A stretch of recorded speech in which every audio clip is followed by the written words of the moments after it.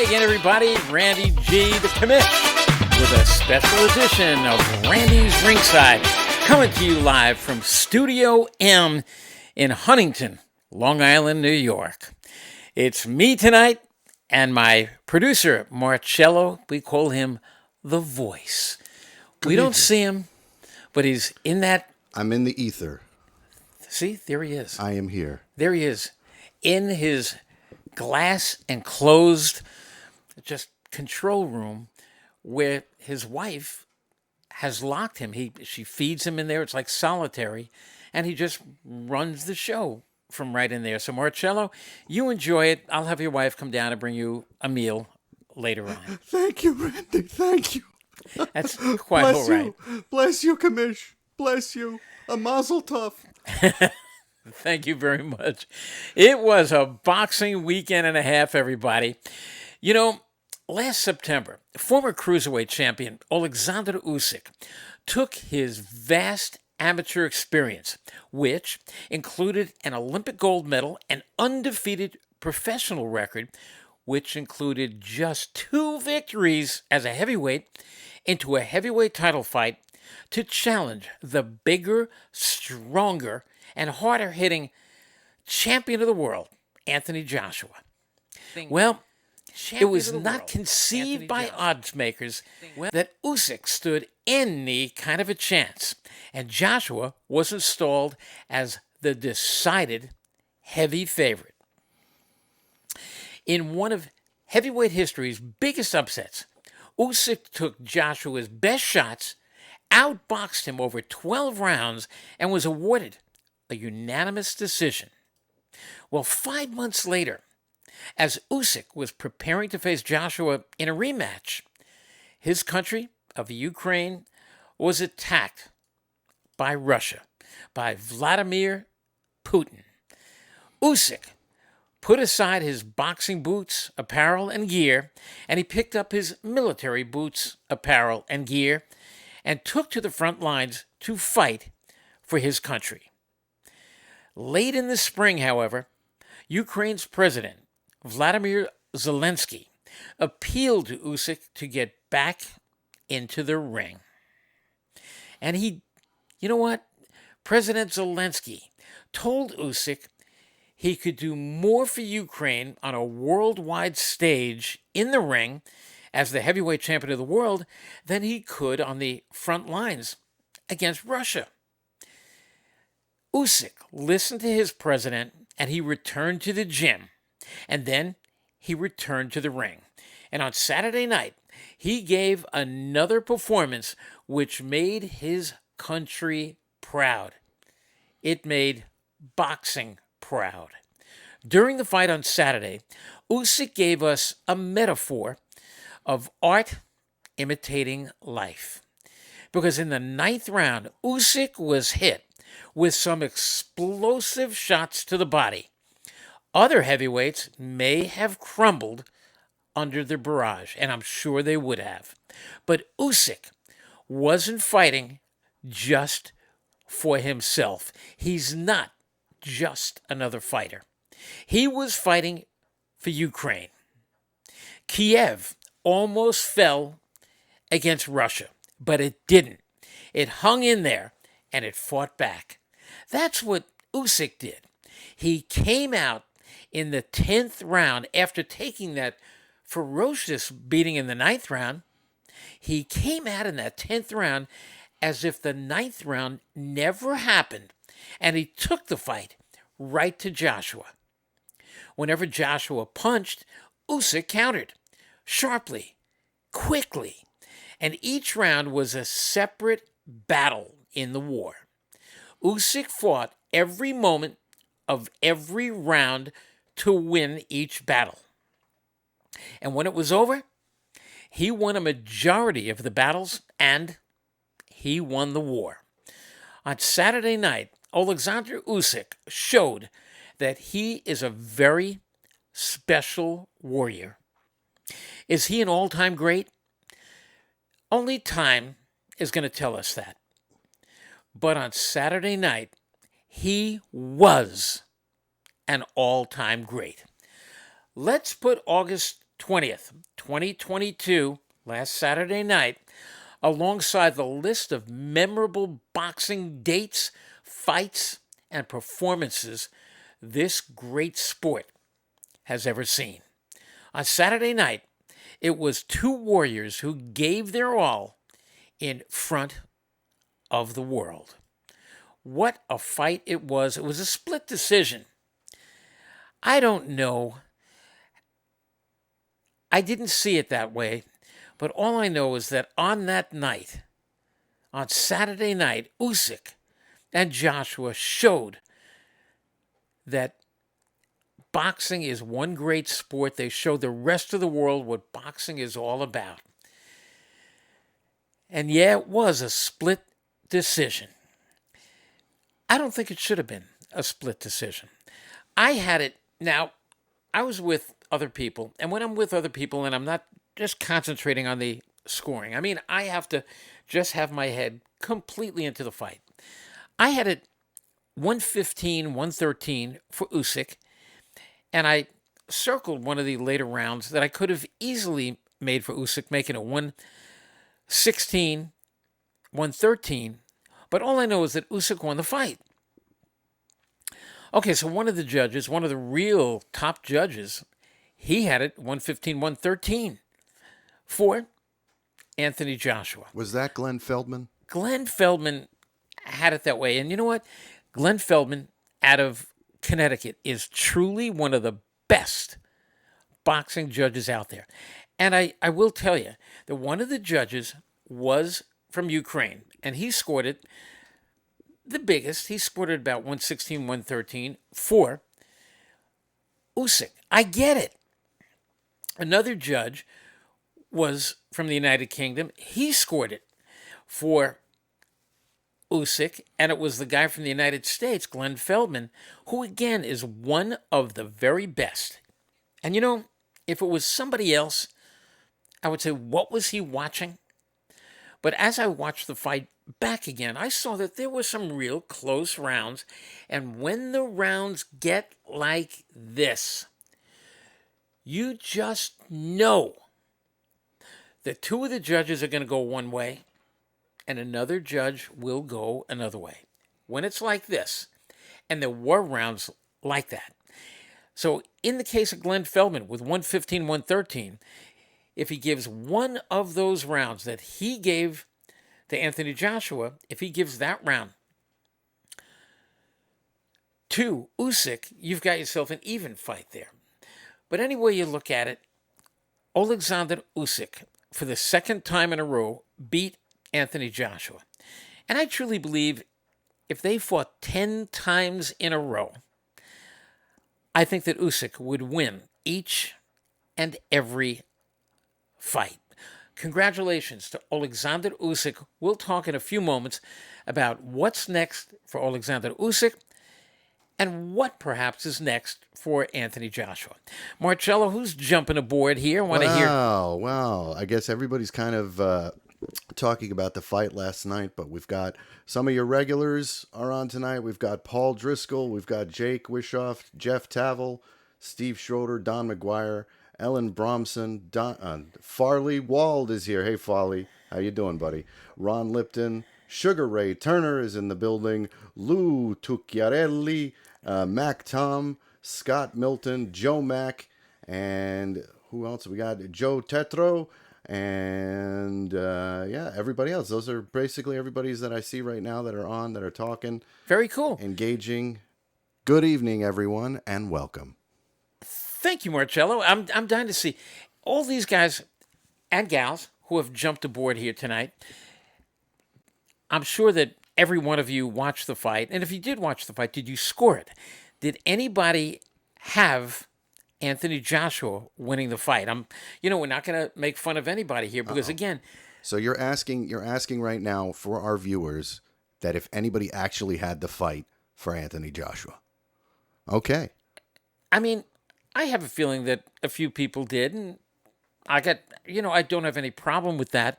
Although, truly, it wasn't that kind of tight kind of fight with every single round being like this well, you knew it was going to be a split decision. Uh-oh, Randy. Somebody's disagreeing with you. I Mac, just, Mac Tom says 99% of the time I agree with you, Randy. Not this time. Uh-oh. You've got some okay, dissent going. Mac, I hear you. I hear you. And I said, we're not going to make fun of anybody here because, that's what we want. We want to hear from you guys because I will be talking about this both here and on my Sirius XM show. Jerry and I, we both were in agreement today. And the callers, they felt the same way. Nobody was angry about the fact that Usyk won. Nobody called it a robbery. It's not going down as the robbery of the year.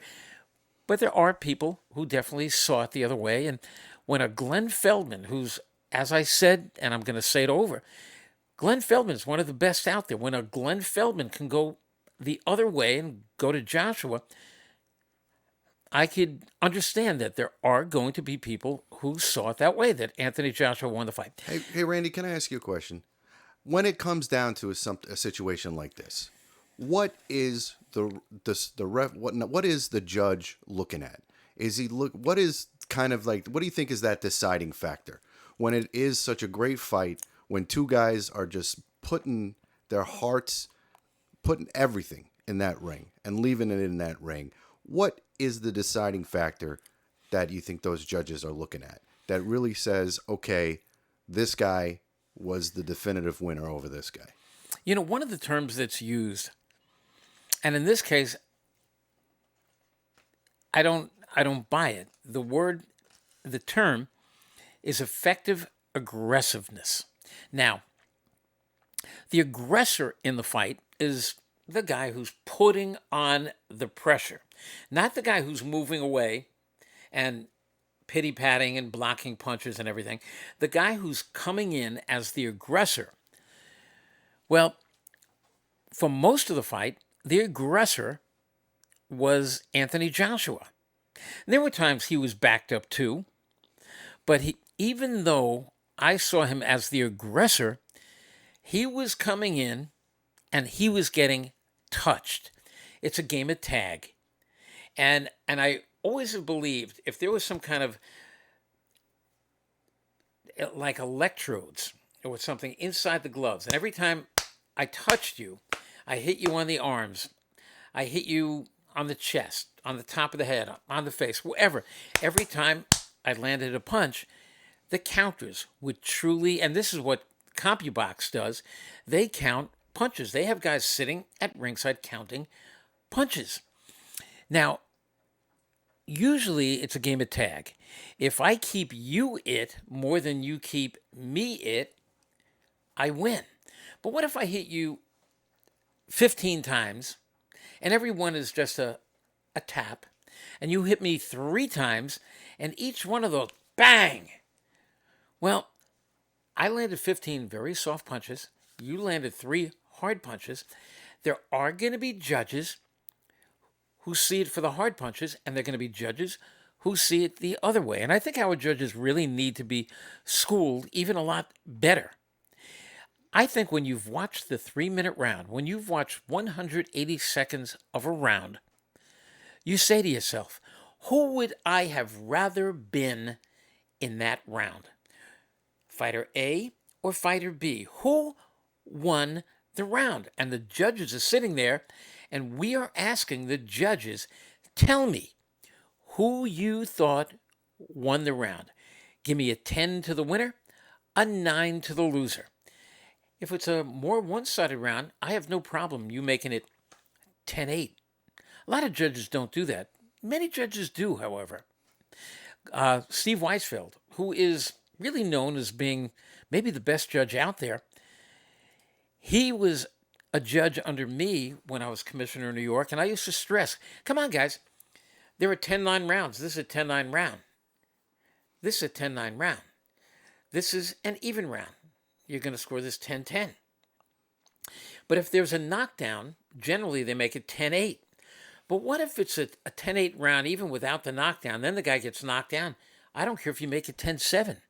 And what about the rounds where the guy is just winning the round from the first bell of that round throughout the 180 seconds, batters his opponent, knocks him down, batters him some more, knocks him down again. Is that a 10-7 round? Show me points. Show me how much he won the round. You know, that's like a baseball game where the guy is, a team scores a couple of runs, loads the bases, the next guy comes up, hits a grand slam, and a team scores 7 or 8 or 9 runs in a single inning. I think a fighter can have that kind of round by having a very dominant round. In this particular fight, I thought that Alexander Usyk outboxed Anthony Joshua, who, I have said this before, and I totally believe this. Anthony Joshua is a lot of things, a lot of positive things. He is big. He is strong. About 6'6", six and a half. He's about 240 pounds of strength. Doesn't have the greatest chin in the world, and I think when he faces one of the big heavyweight hitters, we'll see what kind of chin he has. Look, he beat one of the great heavyweights of all time. He beat Vladimir Klitschko, but at the end of Klitschko's career, Klitschko dropped him. To his credit, Anthony Joshua got up and stopped Vladimir Klitschko. But look what happened when Anthony Joshua fought Andy Ruiz back in June 2019. He almost said to himself, look at this fat little last-second replacement here. And that's what Andy Ruiz was that night. He replaced Big Baby Miller, who flunked a drug test. In comes Andy Ruiz. The size difference was amazing. And when you looked at Andy Ruiz, all you saw was basically one big tub of overweight goo. Well, guess what? In the third round, Andy Ruiz got dropped in that fight. And you can almost look at the confidence, the overconfidence in the face of Anthony Joshua that night. What happened? Andy Ruiz got up, and from the moment he got up, he beat up Anthony Joshua, dropped him several times, and stopped him a few rounds later. Well, over the next 5 months, they had a rematch clause. Guess what? There was that rematch in December of that year. Anthony Joshua prepared himself like he had never been prepared before. He was ready this time for Andy Ruiz, any Andy Ruiz who came into the ring. And Ruiz came in even worse shape. And for that one, he was totally outboxed over 12 rounds. Anthony Joshua won every single round of the fight, recapturing the title. I don't think it took much boxing IQ to just train for a 12-round fight and use your height and reach and move, which he did. I just don't think Anthony Joshua has a very high boxing IQ. He cannot basically think on the fly. Yet Alexander Usyk can. He can adapt. And Jerry Cooney had asked me, what do you think he would do, Usyk, if at the opening bell, Anthony Joshua starts pouring on the pressure, which I think he's going to do, said Jerry. I said, Jerry, even if he pours the pressure on, Usyk is a master boxer, one of the best boxers the heavyweight division perhaps has ever seen. And guess what?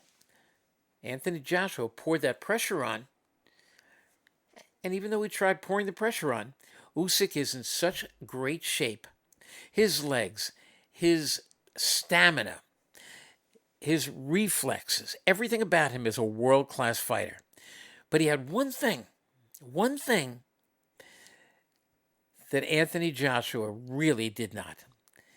He had the country of Ukraine in the ring with him. He was fighting for something more than any one of us have ever felt before. He was not going to be denied.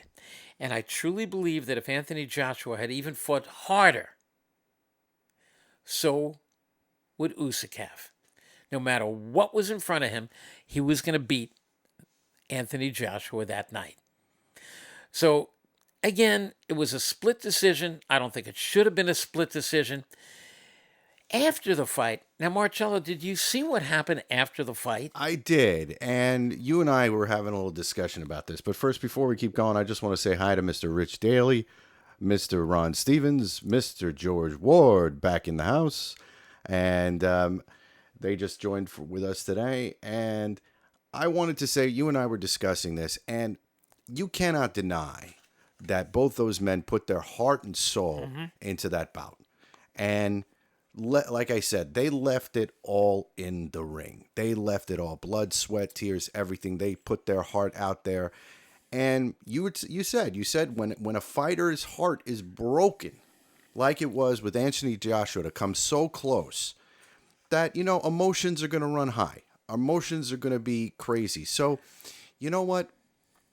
Just like in the law, when somebody can be not guilty by, mental distress or emotional distress, I think he's not guilty of, sure, was it a crummy thing to do? Yes. Did it steal Usyk's thunder? Yes. Did it, I think it was one of those things where I think he said all that, he left the ring, maybe he was back in the dressing room and his brain turned back on. The adrenaline dropped, his brain started thinking again, and he went, "Ah, crap. What did I do?" Because he's been nonstop trying to rehabilitate his image now, because he knew what he did was wrong. But in the heat of the moment, can we really blame him for being so passionate and upset, and not just saying, "Okay, you won, I lost. Them's the breaks." Back in the 80s, when I was announcing full-time for ESPN, the USA Network, the Madison Square Garden Network, I would jump in the ring after just about every fight, 4-rounders, 6-rounders, 8-rounders, 10 and 12s, and back in those days, even 15s. The easiest part of my job was to interview the winner. Because no matter what kind of hard fight it is, the winner always has that little something he tried to win and then he did. And he's so glad to talk to the audience about what he just accomplished. The hardest job in the world was to interview the loser. Because many times the loser said, and especially if it was a decision, "I got robbed." Or if it was a stoppage, the referee stopped it too quick. He or she was angry at the decision, at the stoppage. Yeah, passions are high, emotions are high, the Of adrenaline course. is still pumping. Of course. And that's the way it was with Anthony Joshua. I personally am going to cut him some slack. Why? Because I've been around him. I've seen him before. When he lost to Andy Ruiz, he basically made no excuses. He talked to the media. Yeah, he knew he screwed up. He knew he messed up. He knew it. But I think when it was this close, it was a decision. It was such a close decision. He in his mind knew he won. And then, he didn't. And I just want to thank Ron for joining us. And Ron says, once a fighter is allowed to grab a microphone out of the hand of a professional interviewer, chaos is sure to follow. And I think there is some truth to that. I've got to actually go back and watch it again, because I know he took the mic. I don't know who he took it from.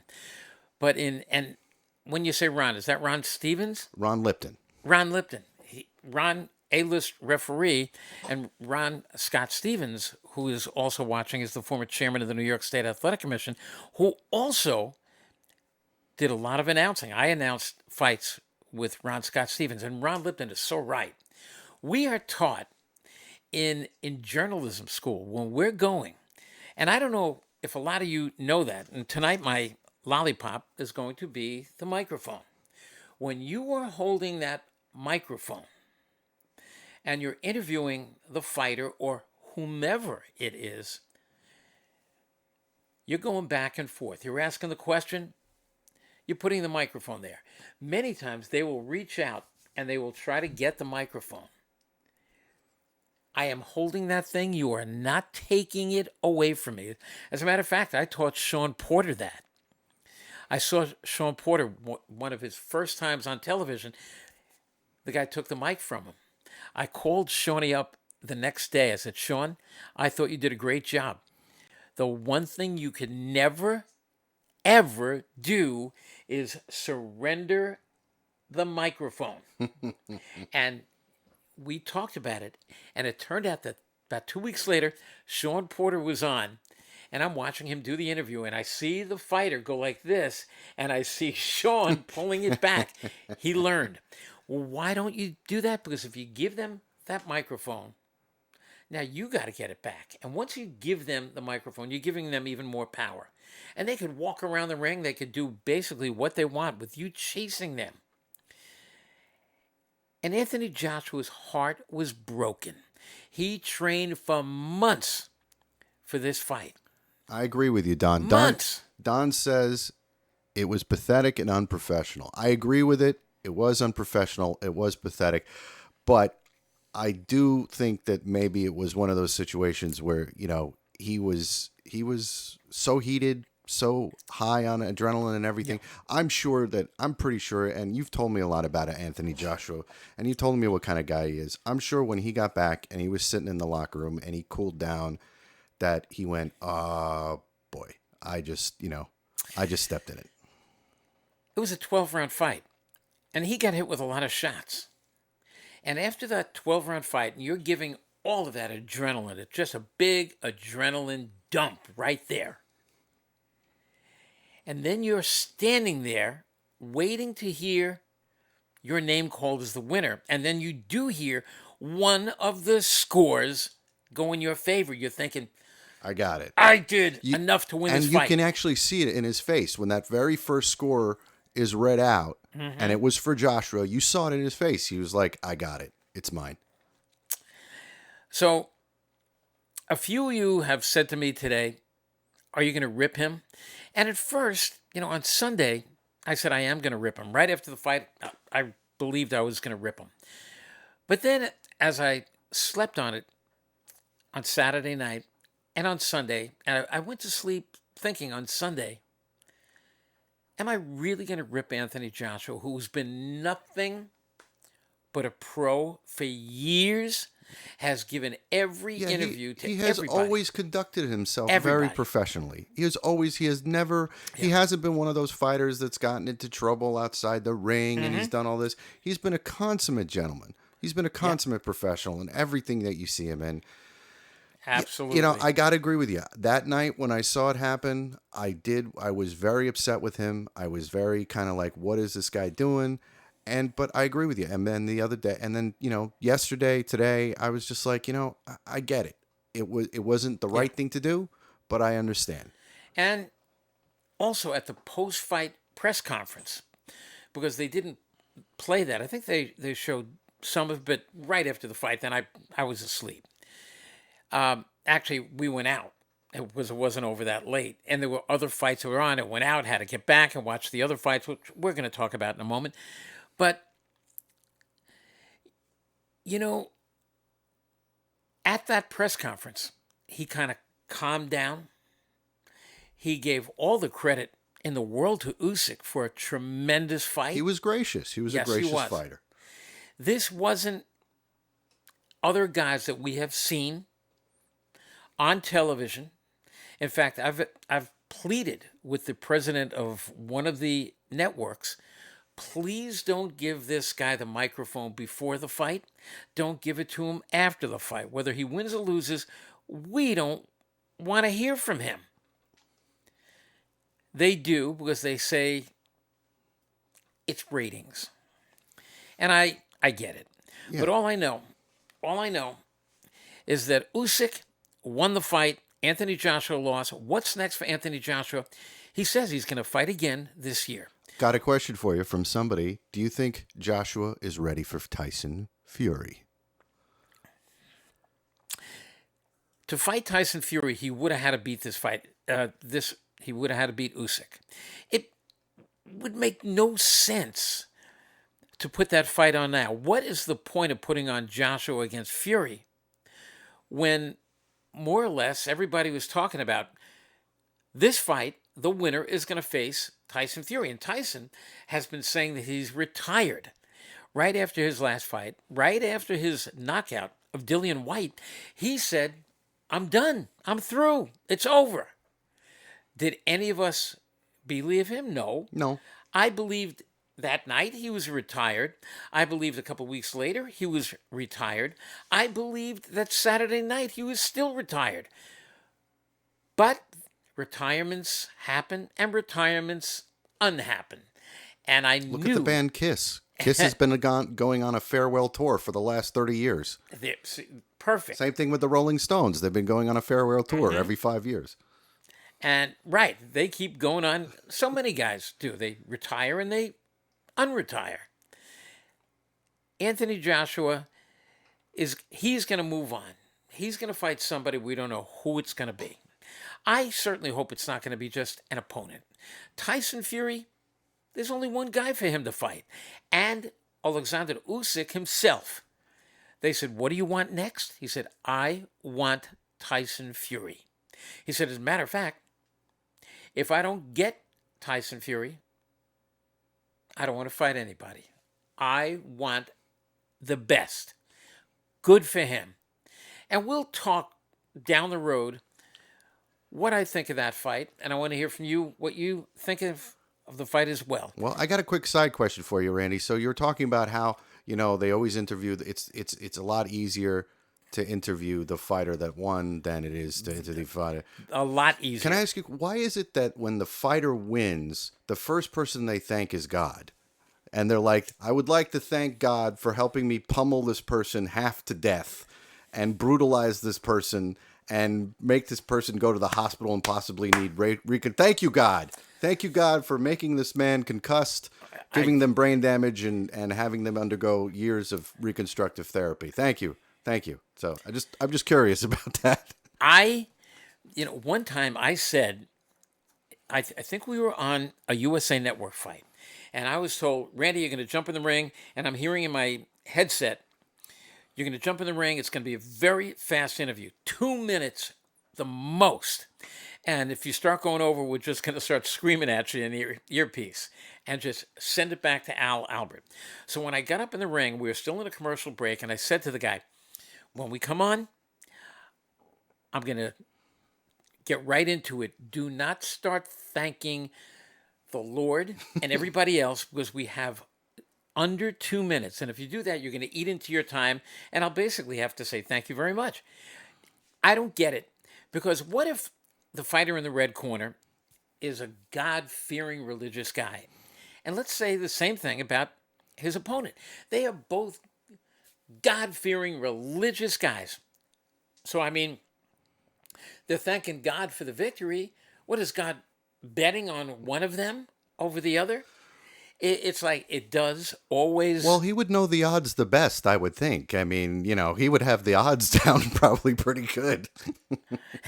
And if you watch a baseball game now or a football game, the guy makes a diving catch in the end zone, or a baseball game, the guy just gets a double and he clears the bases. First thing he does, he goes,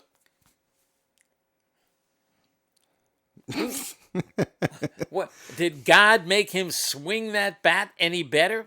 If you ask them, they'll say, yes, he did. Well, what about the pitcher? What if the pitcher struck him out? Why doesn't on every strikeout he go, thank you for not letting him hit the ball? Just bringing religion into the sport where you're right. I mean, I'm trying to mash your face. I'm trying to half murder this man. Thank you, God. Thank you, God. Thank you, God. Thank you, God. Well, I just want to say hello to Artie Lamparella. Artie Lamparella from Mesa, Arizona. I met Artie. He was a school teacher back then. I met him in Anchorage, Alaska. Oh, wow.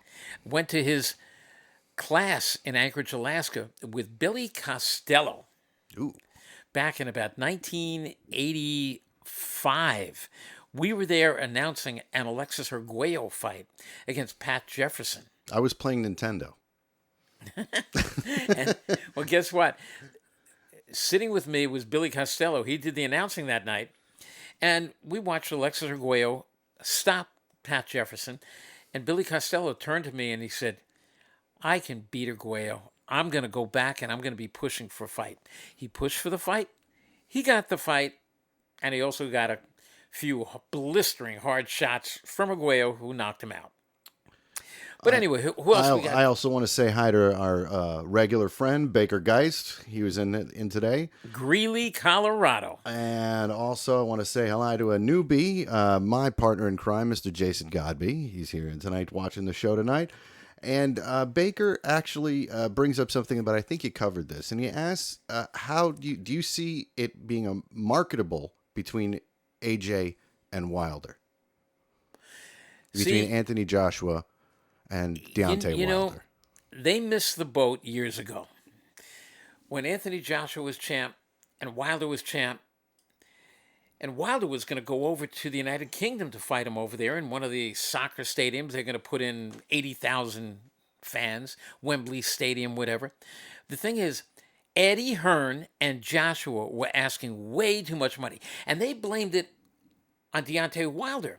Wilder swore to me that he wasn't asking more. He said, I'm just saying, he's not getting 70 million and I'm going to get 30 million. I'm a champ as much as he is. You know, they got to come down a little bit. They got to show some parity. They wouldn't do it. And the fight didn't happen. And it's funny because I think it can happen now. I think it will happen now, maybe next year. But it's not going to be, they're not going to split some $100 million pot.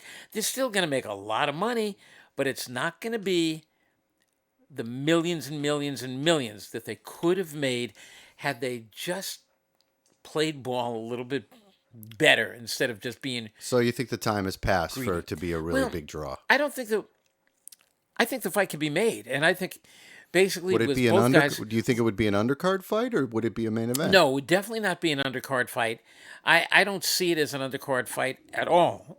Because I think it could stand on its own even as a pay-per-view. Right. Because I know that Deontay Wilder is going to be fighting October 15th in New York. I'll be ringside for the fight. He's fighting a big, tall guy, Robert Helenius, who's coming off back-to-back knockouts of Adam Kovnowski. And do I give him a shot against Wilder? I think if he just trains to keep moving, he's about 6'7", 6'8". And if he just works on keeping that left jab in Deontay's face, remember, Deontay has not fought. It'll be a year. What kind of rust will be on him? I don't care what kind of gym work he had. He is in shape, and I do think he wins the fight. But I think that Helenius is what they call a live dog. So you're going to see Wilder win a fight, and I think right off this fight, he's going to jump into some big one. And I think maybe a month later, maybe November, Thanksgiving, maybe a little bit before Christmas, you're going to see Joshua come back. Is it going to be a top contender? I don't think so. I think he'll face somebody decent. He will win. And then I would love to see Joshua against Wilder in a standalone main event. And I think Wilder would definitely go over and fight him in a place like Wembley Stadium. And I think that stands on its own as a tremendous main event. All right. So that was good. We got some more fights, though, right? Got more fights. All right. You know what? And we're going to breeze through these because this one I loved. It was on the undercard of Usyk and Joshua. And I'm talking about another heavyweight matchup. Felipe Ergovic. 14-0 against Zhang. Both guys big. Ergovic goes about 6'5.5", 245, 250 pounds. Zhang goes about 6'7", and weighed about 275. I've seen him looking heavier. I've seen him a little bit chunky. This fight, I thought he looked great, and he showed that he really worked for the fight. He dropped Ergovic early in the fight. Ergovic got up. Zhang kind of ran out of gas, I think, later in the fight, letting Ergovic come back in and win the fight. I think that Ergovic, hey, I'd love to see Ergovic against either Joshua or Wilder. As far as Zhang, he didn't get blown away, didn't embarrass himself. I wouldn't mind seeing him fight either Joshua or Wilder. Now, there was a fight on Showtime. This was a sad one because it was Omar Figueroa who was supposed to have been in against Adrian Broner. Adrian Broner pulled out a couple weeks ago, said he was experiencing just mental issues, that he had personal problems, and he had to straighten his life out. He pulled out of the fight, and they put in Sergey Lipinets. Now, Lipinets only had 2 losses on his record, and the thing is, his last fight, he lost. He got stopped in 6 rounds by who? By Jaron Ennis. So what? Jaron Ennis is maybe the hottest welterweight out there. He's 29-0, as speedy as any. He's like a welterweight Roy Jones when Jones was at his best. And so what that Ennis stopped him? I'm glad that Lipinets was able to fill in, and he went in against former lightweight champion Omar Figueroa, who himself a few weeks ago announced that he had been having mental problems. He had them worked out. He said, I've never felt so good, physically or mentally. The thing is, as he started to get hit in the fight, it was almost like he was talking to himself. It was like he was inviting Lipinets to hit him. I thought he had a strange look on his face, and I don't know if you guys remember a number of years ago when Oliver McCall, in the rematch against Lennox Lewis, when he went to the corner and he started crying, where Lennox Lewis was approaching him and then kind of looked at him like, what in the world is going on? And kind of looked at the ref. Hey, ref, you want to help me out here? Oliver McCall had a breakdown right in the ring, and it looked like Omar Figueroa was going to have the same thing. He got stopped in the 6th round, and I said to myself, if he said he's got to get back to the gym or whatever, but he didn't. He said he's been doing this for 27 years. He started boxing as about a 3 or 4-year-old. He said it's over. Thank you, Omar, for not making us watch you take another ferocious beating. And I think you got out in time. Your brother, Brandon Figueroa, is an incredible fighter. You're going to work with him, maybe as a trainer, whatever. You're going to be in his corner for his title fights.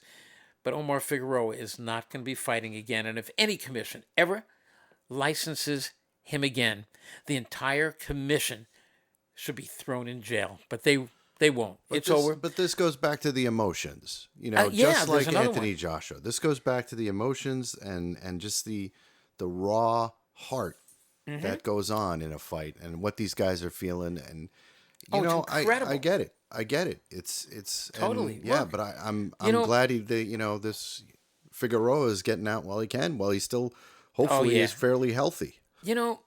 Jerry Cooney went through a lot of this. When Jerry Cooney, his emotions got so high when he was going in against Larry Holmes that Jerry Cooney felt like he was out there. He was told that America wants you, Jerry. America needs you, Jerry. And he was hearing this over and over and over again. And when he lost to Larry Holmes, he went into a deep, dark place. And it took him over a year to come out of it. And who basically got him out of it? Larry Holmes called him up and said, Jerry, where are you? What are you doing? Get back in the ring again. And their fight was in 82. Larry called him in 83. And to this day, they are the best of friends. Really, just a beautiful thing. Now, let's take it out to the coast, where Emmanuel Navarette, the featherweight champion, the WBO featherweight champion, 126-pounder, went in against Eduardo Baez. Basically unknown Eduardo Baez. It was 2 Mexicans against each other. Navarette said he actually knew a little bit about Baez. And Baez, he was telling everybody, is tough. Guess what? Eduardo Baez is tough. And he not only took the best that Navarrete could throw at him, he landed shots that I said, look at this. This Baez may pull off this upset. When all of a sudden, I think it was the sixth round where Navarette lands. It was either the sixth or eighth round. A left hook right under the small rib. Eduardo goes down on his knees. Referee Jack Reese was in there, the best ref in all of boxing. I love just watching Jack, just signaling a knockdown. He doesn't just run over. He points down. We all know Jack Reese sells every call he makes. Down. Knockdown. He's on his knees, Baez. Jack Reese gets right in front of him and is giving him the mandatory 8. 6, 7, 8. He's still on his knees. 9. Then he starts getting up. 10. Jack Reese waves it off. And as Baez was getting up, then he rolled over and stayed on the canvas because that body shot took it all out of him. That is truly going to be one of the punches of the year. That was in the 6th round, Randy. Just to let Sixth you round, know. not the 8th. Okay. Yeah, it was in the 6th round, and it was a stop. Yeah, if I'm watching the replay of it right now, that hurt him. That shot, just, right. And it was a beautiful liver shot. Just plow. Yep.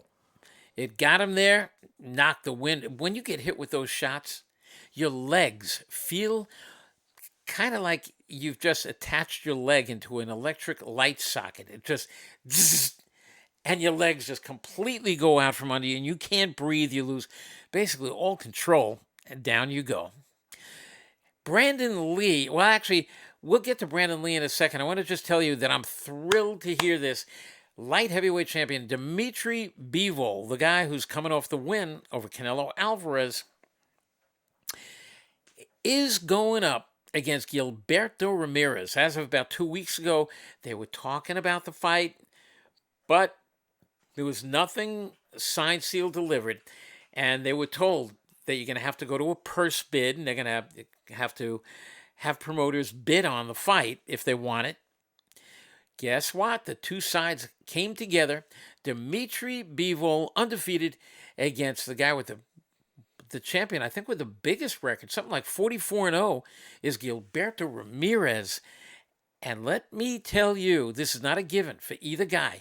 It is, I think, a very even fight, and it has been set for November 15th. November 5th. November 5th. Is it the 15th Yeah, or the 5th? I'm sorry. I made a mistake.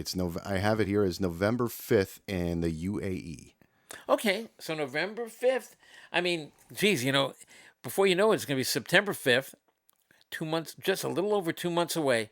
Dimitri Bivol against Gilberto Ramirez. Then it was 140-pounder Brandon Lee, remained undefeated, against Will Madera out of Albany, New York. Will Madera can really fight, but so can Brandon Lee. Brandon Lee got tagged early in the fight. He went down. First knockdown of his career. He gets up, and he fought back like a madman, and it was give and take the rest of the way. I want to see more of Will Madera. Brandon Lee, though, I think showed that he is a world-class fighter with a world-class heart. He won the decision. Congratulations to undefeated contender, 140-pounder Brandon Lee. Then there was Nico Ali Walsh, the grandson of Muhammad Ali. And he was on with me and Jerry Cooney on Sirius XM today. If you missed that interview, you can check it out if you get Sirius XM. Go to the SXM app, check it out, because it was one of the best interviews I think Cooney and I have ever done. He is just so alive, so vibrant. The thing is, this guy that he fought, Reyes Sanchez. Last December, Reyes Sanchez fought Nico Ali Walsh in Madison Square Garden, last December 11th. And Cooney and I were sitting there first row ringside. And Nico won a decision in the fight, a 4-round decision, but at times not looking good at all. What we didn't know is that Nico was going through some problems with his trainer, and right after the fight ended, he cleaned house and he brought on some new trainers who he's still with, and he won a couple of fights after that. But he said, I have to get back in the ring against Reyes Sanchez. Where'd they put the fight? They put it at the Pachanga Casino in San Diego, California. The Pachanga Casino used to be called the San Diego Sports Arena. And what's so amazing about that arena, that's where Muhammad Ali, Nico's grandfather, back in 1976, I believe it was. You know what? It wasn't even 76. I think it was 73. 73. It was 73. Yeah, 73 against Ken Norton. March 31st, 1973, against Ken Norton. And I was sitting there ringside that day behind Howard Cosell, and we didn't know that the jaw was broken of Muhammad Ali.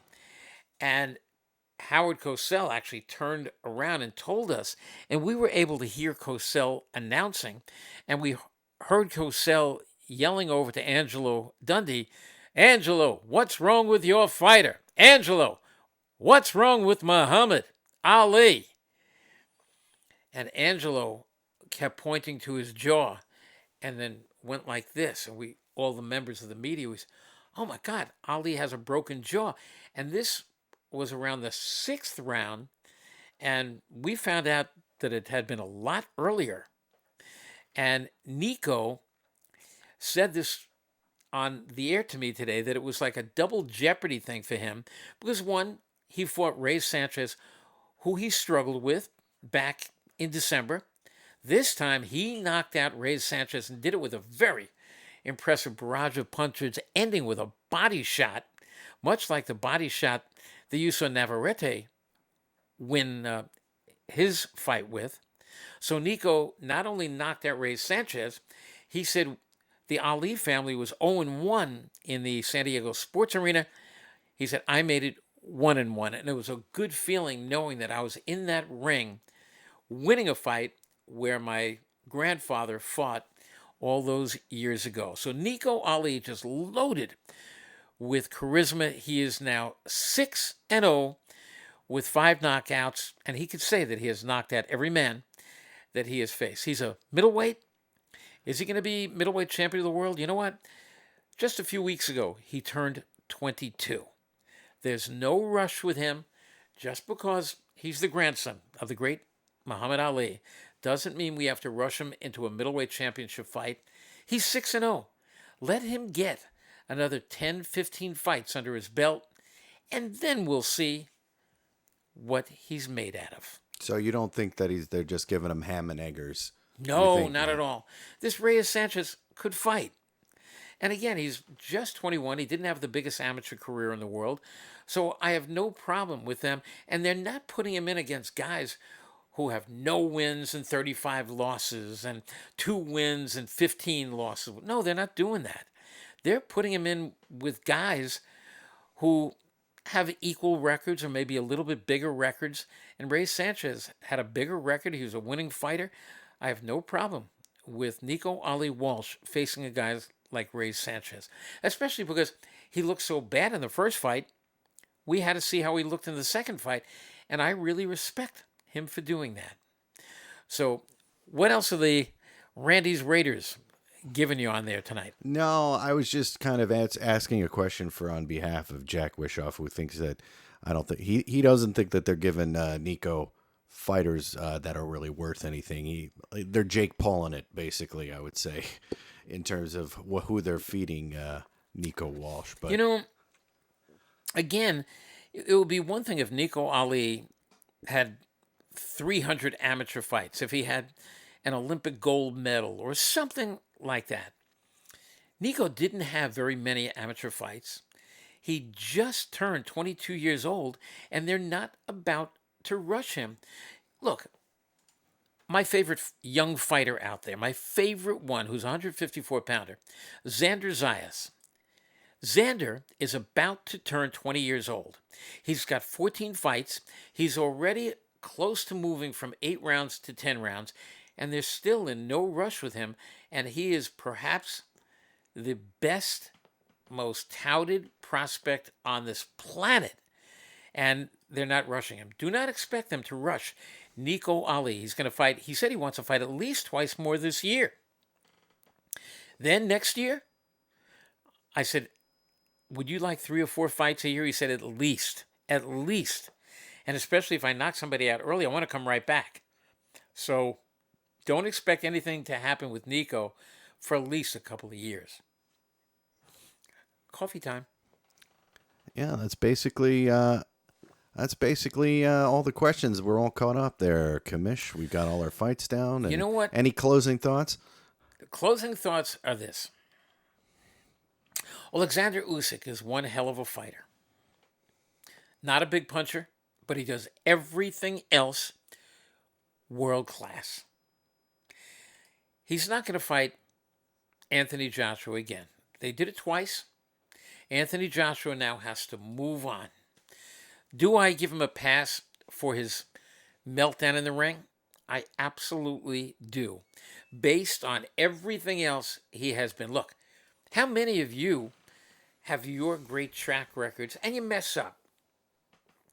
If you were an all-around mess up every day of your life, okay, Anthony Joshua was not like that. So when he climbed into the ring and he fought his heart out, and until you've been in there and you have fought at that pace, at that level against a fighter like Usyk, and then you hear that it's a split decision, that one of the guys has you winning, and then you have to hear the other guy wins, you just have a meltdown. Your heart just breaks right there. I give him a pass for what he said in the ring that night, and especially because it was just a little while later at the post-fight press conference, Anthony Joshua straightened his words out, and he said it with feeling, with meaning. I give him a pass. Alexander Usyk, there's only one fight for him right now. He wants the fight. He's going to have Tyson Fury come out of retirement. Fury will come out of retirement for the fight. And we'll talk about that, because I think very soon we're going to hear that the fight has been made. Will it be for this year? I don't think so. I really don't, because they're going to have to build it up. I would think that the fight is going to be around February or March, somewhere around there. Where would it be?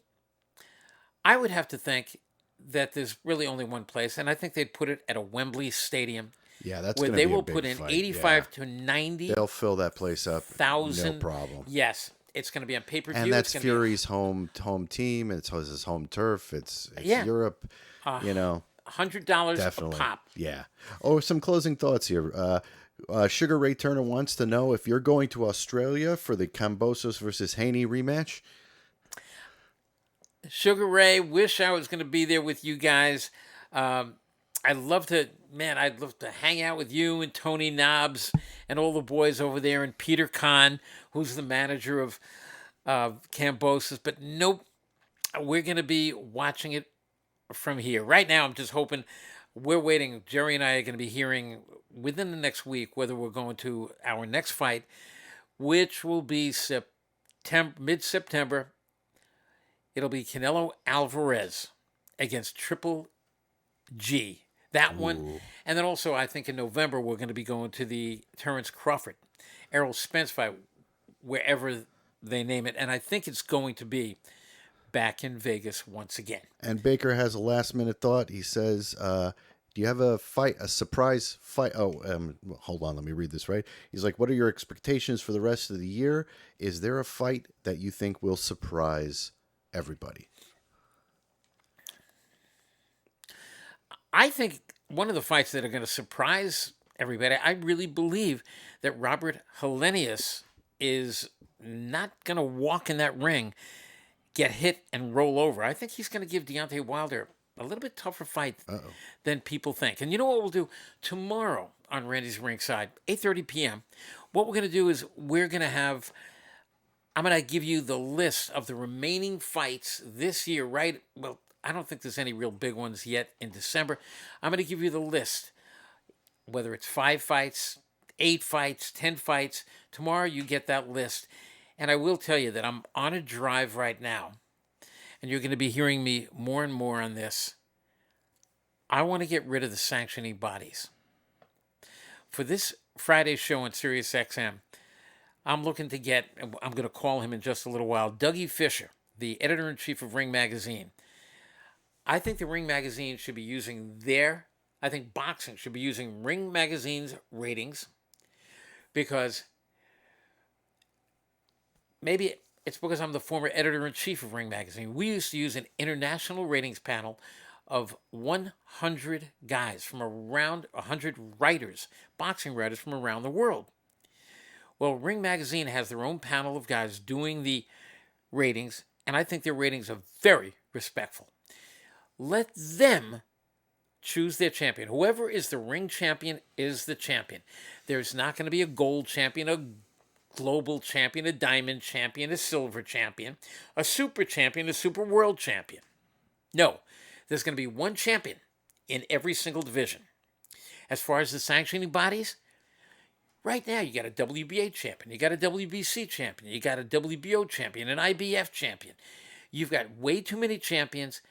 And then also with all the golds and silvers and everything else, you got more champions in any one division than you have legitimate contenders. And why? Because every time a sanctioning body sanctions one of their fights, they get a sanctioning fee. That's why they are as rich as they are. I like a lot of the guys who run the sanctioning bodies. I'm friends with Mauricio Suleiman. That doesn't mean anything right now, because I don't want to see the sanctioning bodies any longer taking their sanctioning fees to give out their belts. Let Ring Magazine do it. They don't charge any sanctioning fee to a promoter or a fighter. You think about it. Usyk, who has 4 belts, had to pay 4 sanctioning fees to all these different alphabet soup organizations. Enough is enough. And I think that's one of the reasons boxing has lost a little bit in its personality, because you have too many champions in each division. I want to know that there's one heavyweight champion, one cruiserweight champion, one light heavyweight champion, one super middleweight champion, and so forth. And if we get back to that, boxing is going to be rising in popularity once again. That's going to be my new mission, getting rid of the sanctioning bodies. And Jerry Cooney asked me today, we've been talking about this a long time. Why doesn't it happen? And I'll leave you with this, guys. How long have we been talking about getting rid of guns?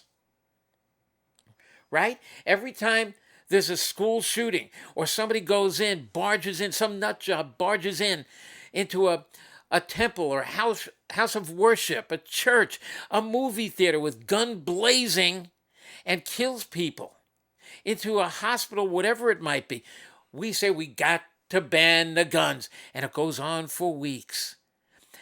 And even the Democrats and Republicans all seem to agree with each other. But then the powerful gun lobbyists come out. And they do whatever they do, and it dissipates. Just like the tsunami which comes in, destroys everything, and then the waters subside. It's going to go on and on and on. So Jerry Cooney asked me, why have we been talking about this? Because people talk about it and then we forget about it. I am not forgetting about this, and I'm going to continue my attack on the sanctioning bodies, because I think without the sanctioning bodies, boxing becomes it totally is to me, the greatest sport in the world. It becomes even bigger without the sanctioning bodies.